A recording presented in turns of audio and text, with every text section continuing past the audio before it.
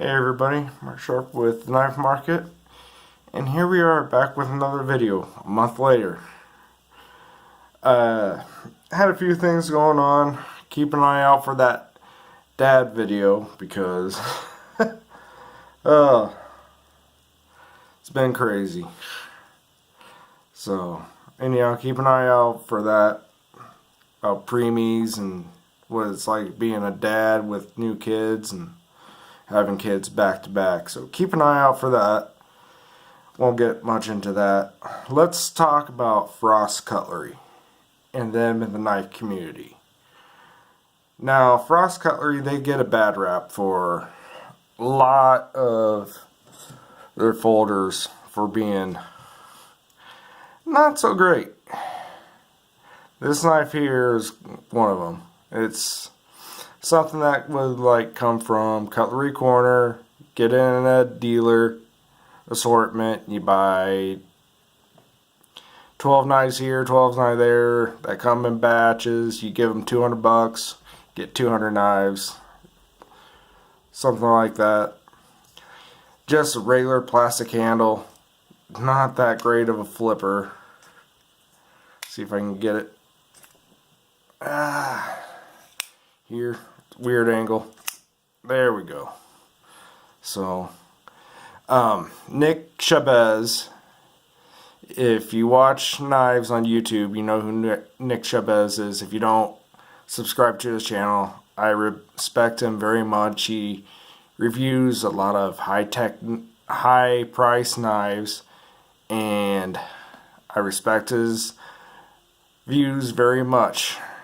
And he reviewed this knife. It was a firefighter knife in one of his terrible knives reviews, and I agree this isn't the greatest knife out there. Everything he reviews, yeah, this is going to be the almost the worst knife there is for EDC. But we'll get that into that in another video, where to me, knives are not pocket jewelry. I am a user. I farm, I use my knives. I'm not going to take a $200 gentleman's knife out to the farm and use it. I'm not going to even take a $200 user knife out to the farm and use it.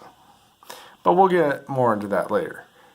But yes, Frost Cutlery does make some cheaper knives that are not that expensive, and we'll get more into those later about like this knife and whatnot and their folders, some that are good and bad, and we'll go more in depth later, what I'm saying, because I want to try to keep this video nice and short for you guys. I don't want to just keep on rambling off about different knives and all that.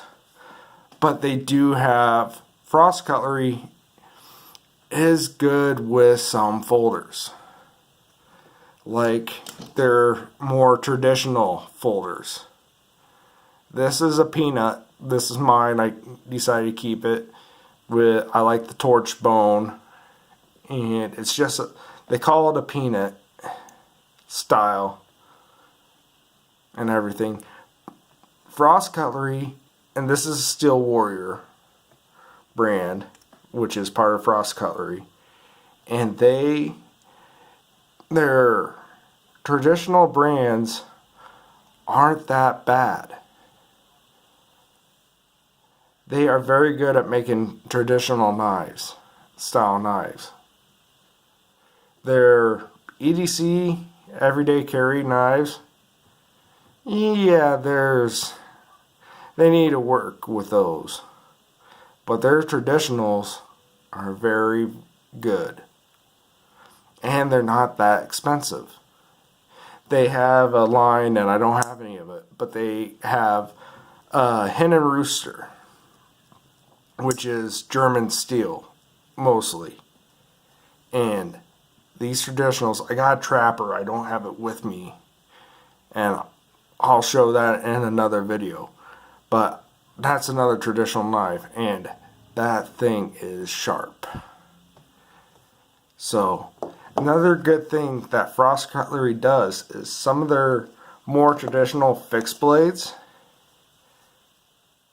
this here has got very good ergos on the handle, and it's full tang.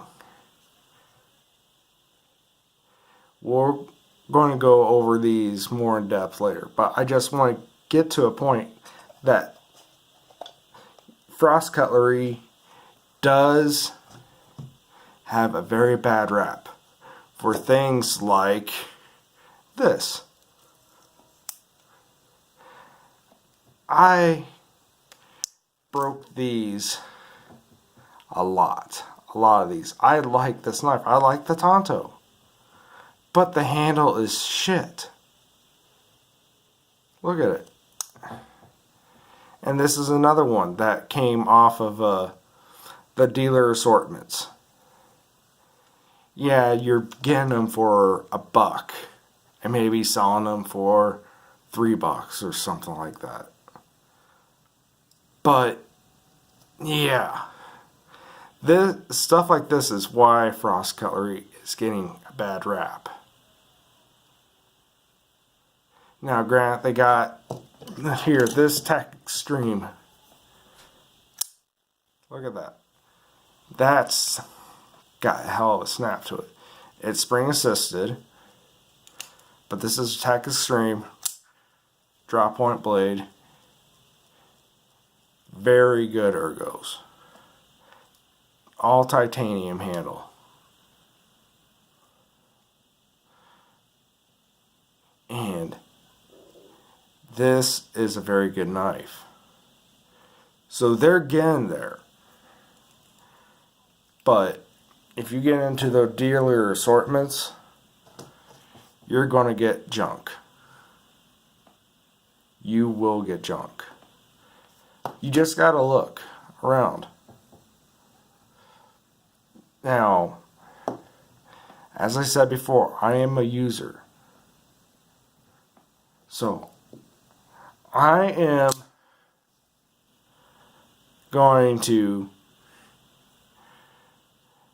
get into some videos where I'm going to tell you why I like cheap knives and why I'd rather have a $15, $10 knife out on the farm with a soft steel.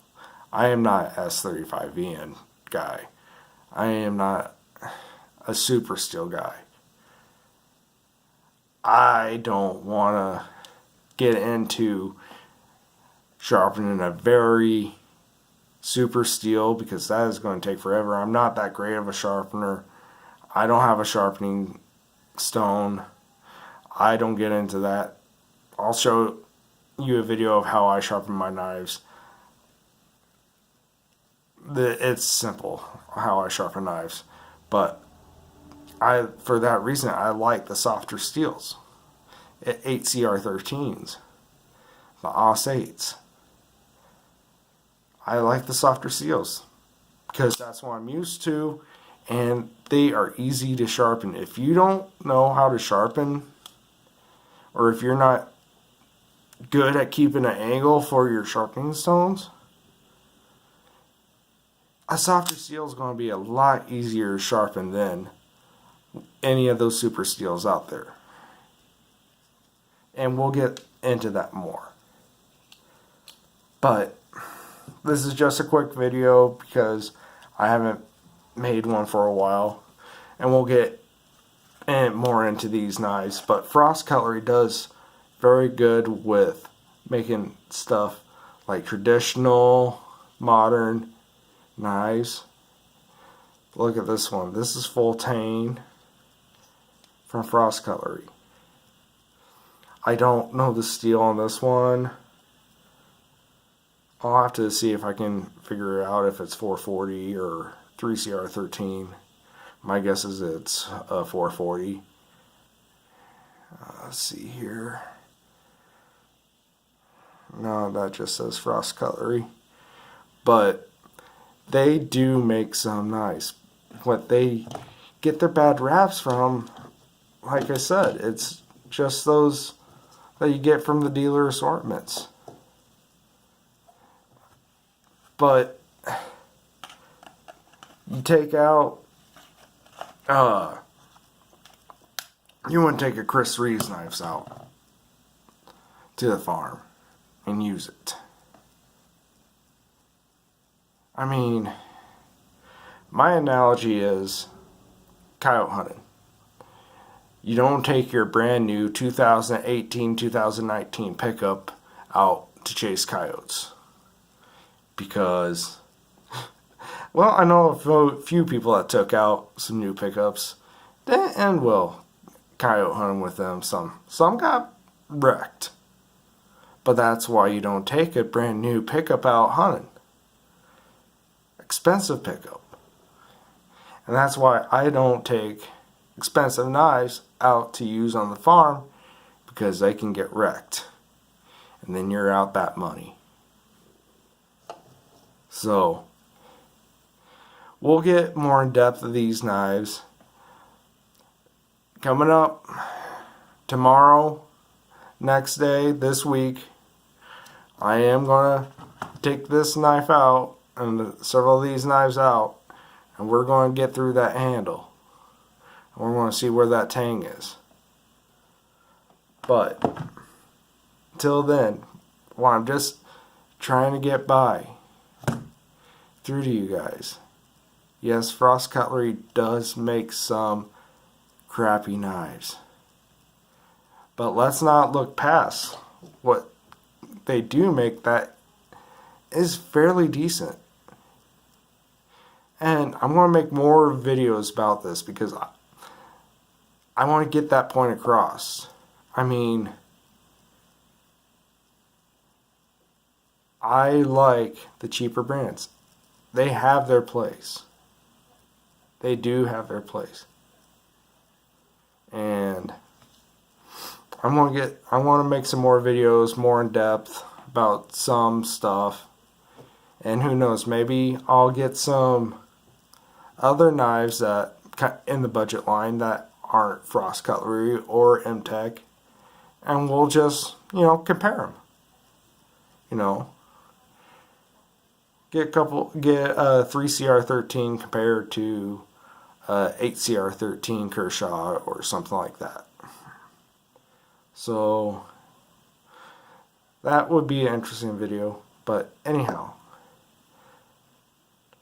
just look at what Frost Cutlery has. Look at their traditionals. They make some great traditional knives. And some great fixed blades. Yes, some fixed blades are novelties. I got a couple of those we'll look at later. But just give them another look. And see what they got. Anyhow, this is just a quick video. Next video, we're gonna, like I said, we're gonna get into this. We're gonna get outside, get into this handle, and see where that tang is. And keep the eye out for more videos to come. Don't forget to like, subscribe. Check out my eBay store, username The Knife Market. And I'll see you next time.